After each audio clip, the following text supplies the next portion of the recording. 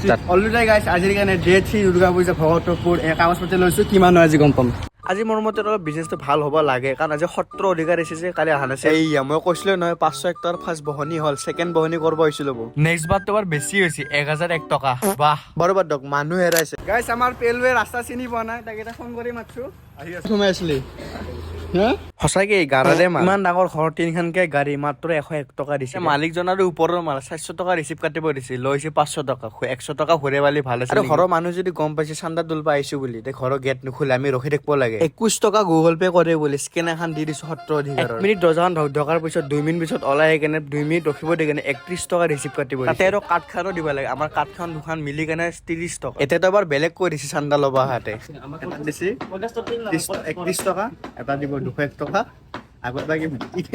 ইপিনে চিনিয়ে নাপায় বোলে দুৰ্গা পূজা কি দেখাই নাই বোলে ঘৰে ঘৰেতো চানা তোলা হ'ল এবাৰ আছো পাৰ্লাৰৰ দোকানত এডবা কি কৰে ঠিকে আছে ইমান বেয়া নকওঁ আৰু এয়া আজিৰ হিচাপ 5031 টকা লাভ হওক লোকচান হওক বাকী যি হওক না আমাৰ এই বস্তু থাকিব কিন্তু দেই সদায় এইটো হ'বতো আছে কাৰাকাৰী বাৰু বাদ ফুল ভিডিঅ'টা আপলোড আছে ইউটিউবত গৈ কেনে এবাৰ চাব